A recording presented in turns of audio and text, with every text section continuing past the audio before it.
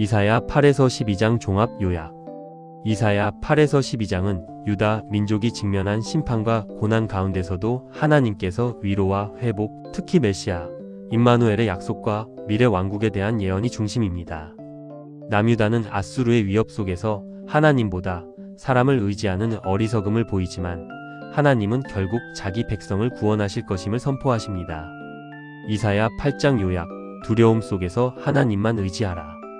이사야 8장에서는 유다에 임할 긴박한 심판과 그 심판 속에서도 하나님이 함께 하신다는 변치 않는 언약, 임마누엘을 선포합니다. 징조의 아들 마헬살랄하스 바스.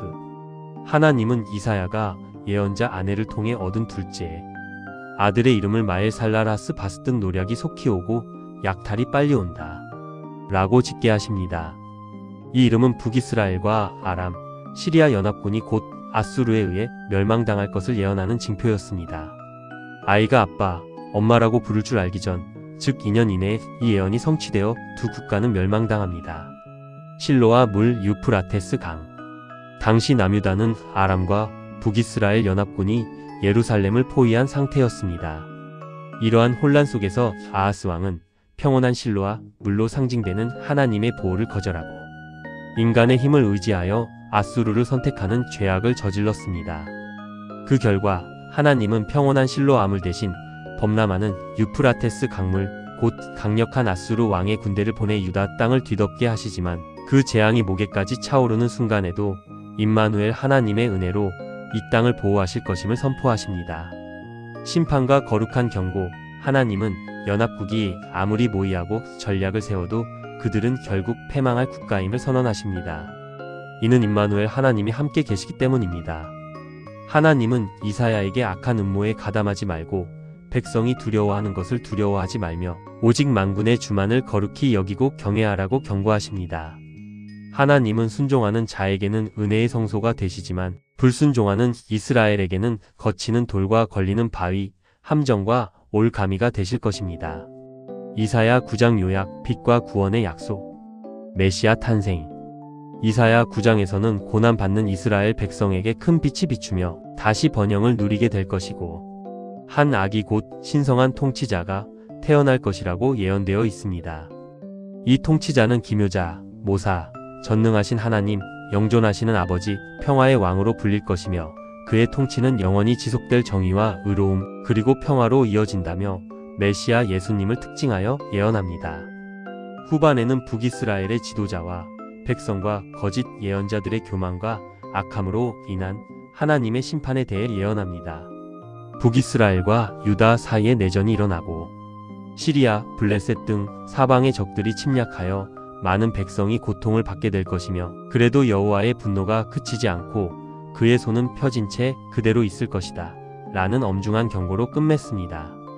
핵심 구절. 이는 한 아기가 우리에게 낳고 한 아들을 우리에게 주신 바 되었는데 그 이름은 기묘자라, 모사라, 전능하신 하나님이라, 영존하시는 아버지라, 평강의 왕이라 할 것입니다. 이사야 9장 6절. 이사야 10장 요약. 불의한 지도자와 아수르 심판.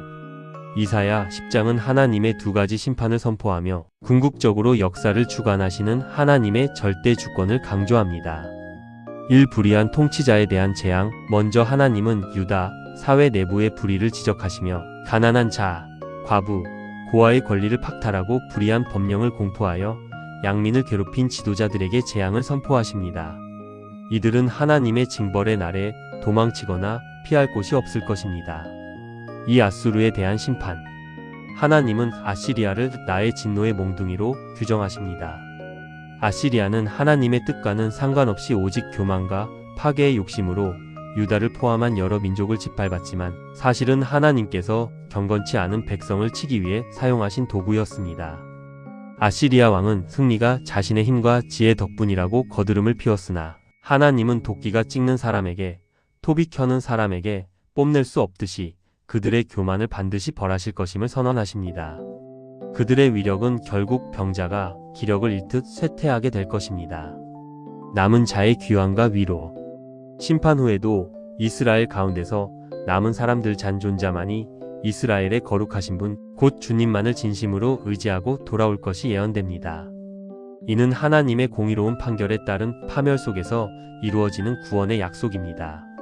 시온 백성에게는 아시리아를 두려워하지 말라는 위로가 주어지며 하나님께서 과거 미디안을 치셨듯이 아시리아의 멍에를 부러뜨리고 멸망시키실 것입니다. 아시리아의 최후. 아수르 군대가 예루살렘을 향해 진격하는 구체적인 경로가 묘사되면서 그 위협이 절정에 달하지만 결국 만군의 주님께서 그들의 위세를 요란하게 치시고 빽빽한 숲을 찍어내듯 교만한 군대와 지도자들을 쓰러뜨리실 것입니다.